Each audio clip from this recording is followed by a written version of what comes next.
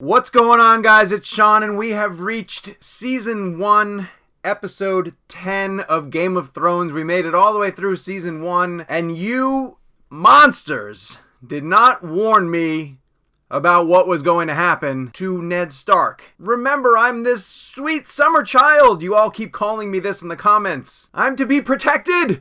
My heart, it bleeds for Ned, who we saw lose his head at the end of Episode 9, Baylor. The next episode and the final episode of Season 1 is called Fire and Blood, which I'm going to guess is going to close up some threads from Season 1 and tease some stuff for Season 2, but why don't we find out together? So, before we dive in, of course, you guys know now we're 10 episodes into this recap series. I want you to go down, hit subscribe, turn on your notifications. Every time I post a new Game of Thrones video, you will be alerted to it. So, I'm going to press play on Episode 10, the final episode of Season 1, Fire and Blood, and here we go. It can't be more devastating than the prior episode. I mean, I'm taking comfort in that at the very least. Season 1, Episode 10, Alan Taylor back at the helm. That makes me very excited considering what he did with the last episode. Oh, is that Ned's blood? Oh, gosh. That's a brutal way to open this episode. Oh, gosh. All right. North, boy. We're going north. Good, get her out of there. Immediately. How does Bran walk? It had 3 eyes. We went down into the crypt. You've lived beyond the wall. What are you scared of? I'm telling you, the real threat is beyond the wall. Here, Shaggy Dog. Rickon, come back up with us. No, I came to see Father. I saw him last night when I was sleeping. Who is this kid? Here, Shaggy Dog. Rhaegar? Just the aftermath and the repercussions. Oh, it's so hard to keep the family together. King Robert lost his battle and the lion ripped his balls off and the boar did all the rest. This dude's terrible. Tell me, which do you favor, your fingers or your tongue? I'll leave the rest of the matters to you, Mother. You don't even stay to watch. Walk with me. I want to show you something. Oh, God. The violence on this show has not so far become something to become comfortable with. No, please, no! This one's your father. Oh, God. After I raise my armies and kill your traitor brother, I'm going to give you his head as well. Or maybe he'll give me yours. Samarin. Joffrey. You piece of shit.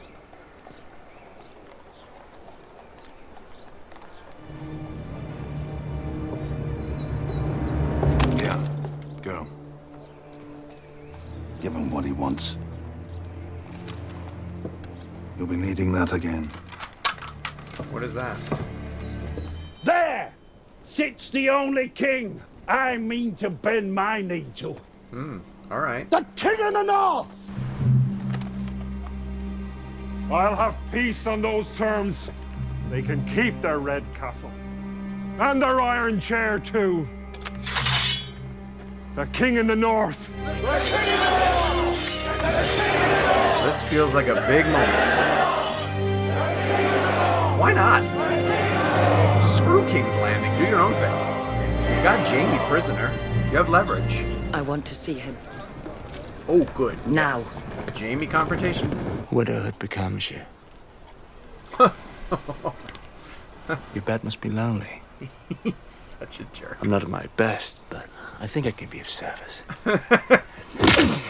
His beautiful face. Why is the world so full of injustice? Great question. Because of men like you. Bran, how did he come to fall from that tower? I hoped the fall would kill him. Why? You should get some sleep. He always goes with the drink. Always. Tyrion for life. You will go to King's Landing. And do what? Rule. Huh? You will serve as Hand of the King in my stead. Oh, You'll wow. bring that boy king to heel and his mother too. That's a fascinating development. And if season 2 is just Tyrion as Hand of the King, I am in 100%. Tyrion and Joffrey, that's great. Sir Jorah. The boy did not live. Oh. Get out of there, girl. They say the child was... Monstrous. Twisted. I pulled him up myself. He was scaled like a lizard. Oh. Blind, with leather wings like the wings of a bat. What? Keep Momoa. Don't get rid of Momoa. Not on this show. Come on. Come on. I don't trust this witch, by the way. I think she's The doing Kalasar is stuff. gone. Drogo. Shoot, come on. Sheikh Mishrakiani. You asked for life. You paid for life. This is not life. When will he be as he was? When the sun rises in the west, sets in the east. Yeah. She's not helping you, Danny. Tell me again exactly what it was that you saved. Your life. Why don't you take a look at your hull? Then you will see exactly what life is worth when all the rest has gone. Oh, this show can be fatalistic. Here's the lesson. Life is short and it sucks while you're here. What are you going to do? I'm gonna find my brother and put a sword through King Joffrey's throat. Yes!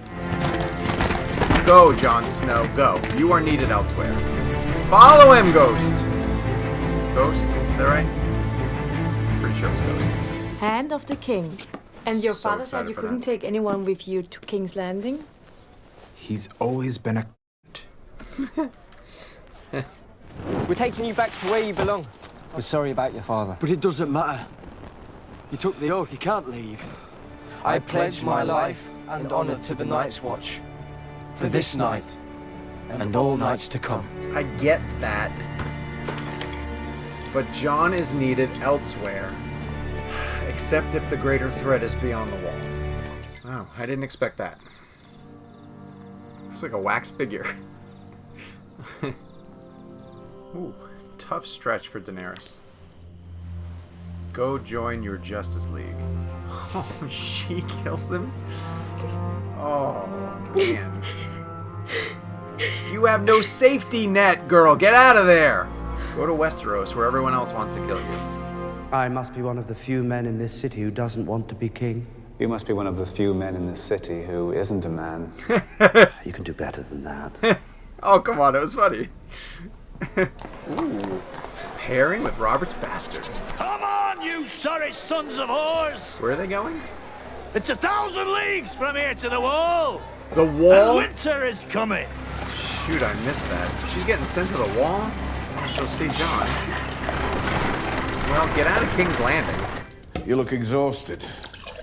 Was your moonlight ride that tiring? We beheaded everyone that ran away for the night. Only ghosts would guard the wall. When dead men, and worse, come hunting for us in the night, do you think it matters who sits on the Iron Throne? No. No. Good.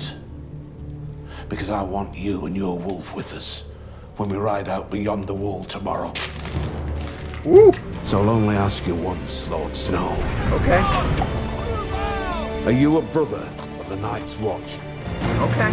Okay. Cool. Cool. This is the real play. And Jon's on the front line. You don't understand. Don't ask me to stand aside as you climb on that pyre. I won't watch you burn. She won't burn. Is that what you fear? Take off your collars. Go if you wish. No one will stop you. No. No thanks. Sir Jorah, bind this woman to the pyre. I am Daenerys Stormborn, of House Targaryen, of the blood of old Valyria. I am the dragon's daughter. Whew! It's a leader's moment. Please get on the pyre. I want to see her stand in the fire. Oh, she's going. She's gonna go. She's gonna go. Yeah! Oh, yes! That's awesome. That's awesome. It's one way to impress the people. She is the daughter of the dragons. What? We don't see her stand on it? Come on! You pulled a punch, Alan Taylor. Are we gonna see a dragon? Are the eggs gonna hatch? Yes! Look at that! Oh, that's awesome! What? She got 3 baby dragons now? That is dope! That's awesome. That's awesome. That's probably the coolest moment of this season.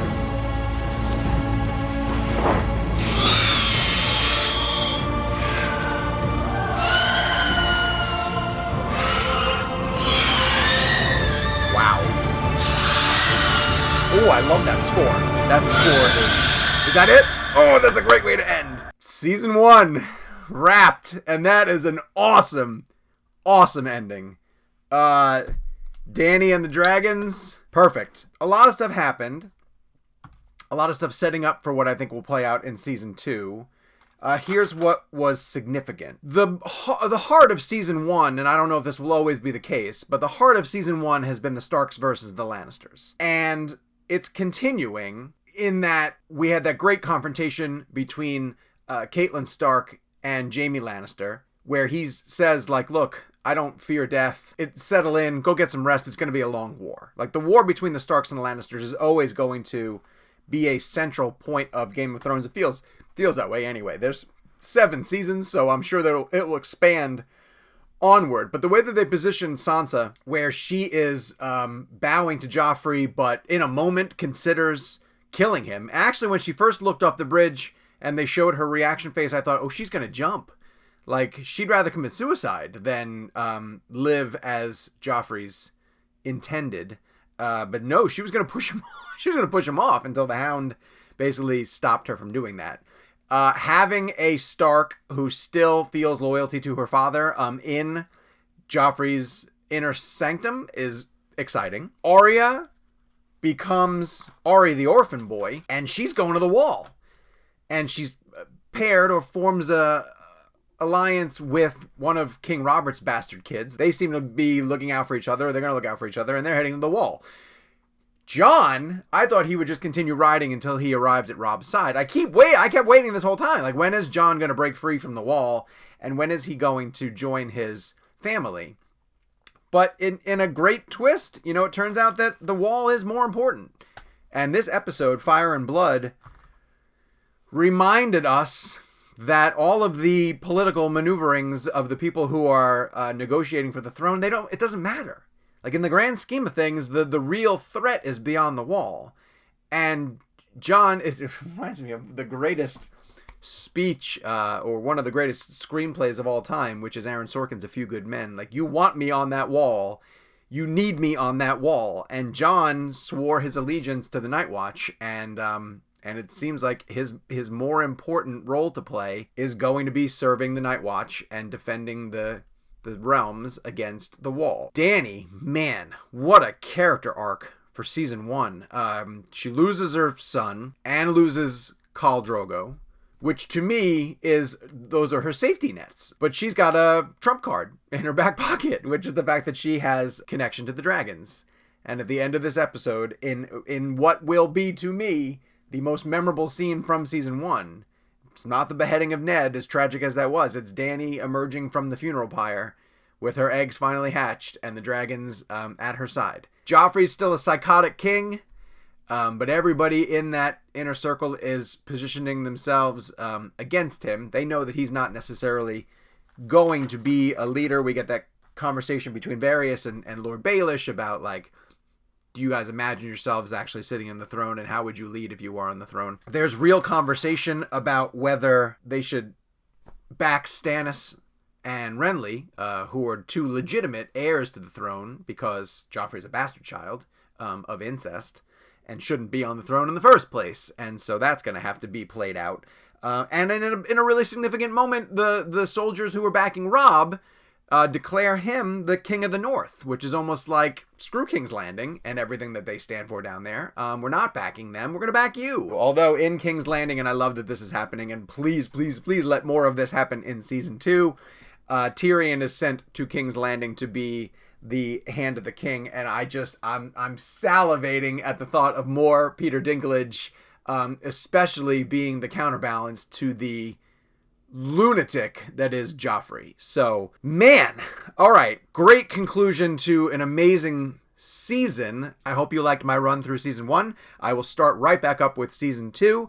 We will post all of these to CinemaBlend's YouTube channel, so make sure that you go down to the subscribe button, punch away at that, turn your notifications on. Every time I post a new video here to CinemaBlend's YouTube page, you will be told immediately. You can dive right in. Hopefully you're a newcomer like I am, and we're learning all this stuff together. You might even be a seasoned Game of Thrones veteran who just likes watching Sweet Flower Child. What do you guys call me? I forget. Summer Child? Sweet Summer Child? I love that nickname. I think that's great. Is that something that that newbies are called in the Game of Thrones realm? So follow along with me here on the channel. Hit subscribe, turn on your notifications, and I hope you guys are enjoying the ride as much as I am.